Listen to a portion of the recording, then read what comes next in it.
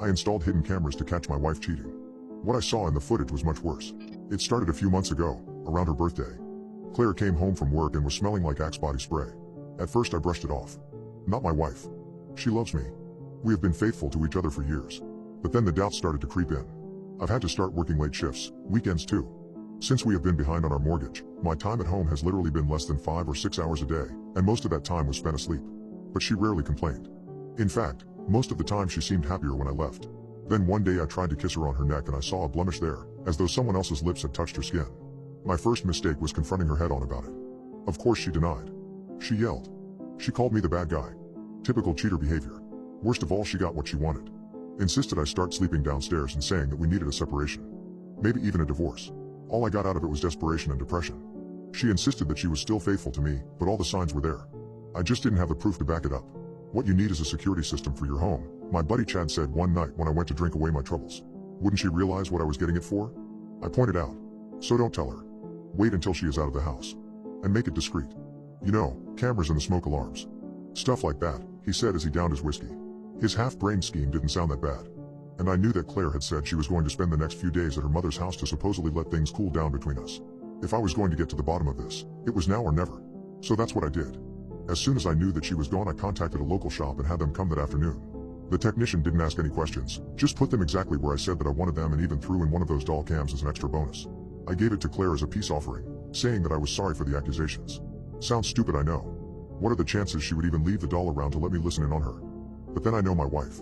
She is sweet and kind and loving, sure, but she is also very predictable. She put the stuffed doll exactly where I thought she would. I let a few more days pass, kept things amicable between us as I went to and from work. Then the next time I was off, when she again insisted that she didn't want to spend any time with me alone, I went to check the cameras. Finally, I could get the answers that I was looking for. The grainy tape started up around 13 minutes past 7 the previous night. That was about half an hour after I left for work. And I saw my wife sitting there on the bed, wearing nothing but a sheer robe staring up at the ceiling. At first I puzzled over what she might be doing. She was perfectly still, her back turned against the camera as she took off her robe, and I saw what looked like little marks on the edge of her shoulders. Then I saw a man enter the picture and I knew. I was right. She placed him on the bed, ready to mount him, and I almost wanted to turn and look away, disgusted with what she was about to do. Then, to my amazement, I watched as those little bumps began to gently push her skin outward. At first it wasn't noticeable.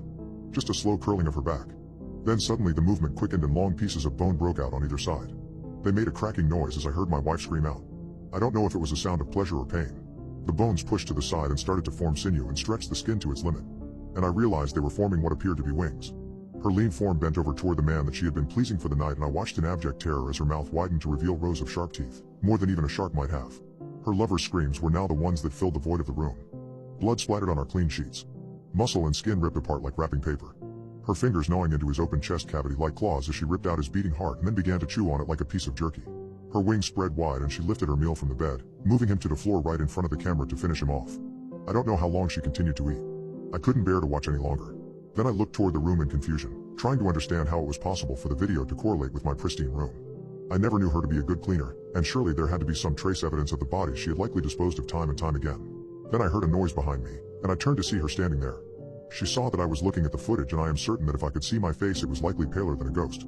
Without a word, Claire crossed the room and looked down at the doll, playing with the strings like a cat might a ball of yarn. Then she crushed it slowly in her hand. It took less than a few seconds for her to reduce it to rubble. Moving to the bed, she crossed her legs and smiled at me that same way she had when we first started dating. So, what happens now? She asked. I found myself at a loss for words. Then finally I went over toward her and smiled nervously, remembering the other cameras in the house. Remembering she didn't know what all I had seen or if I had saved anything. I get everything in the divorce. Or I will leak what I have all over the internet to every priest, demon hunter and damn X-File junkie there is. Are we clear? I said with the best poker face I could muster. I knew she could kill me in a heartbeat. But I also knew if that was her goal she would have done that years ago. She needed me, for what I don't know. But all she did was nod and kiss me slowly. It was fun while it lasted. Wasn't it? She asked as she got up from the bed. I never saw her again after that night, and I hope I never do. Oh, and one more thing. I don't think I'm ever going to uninstall these cameras.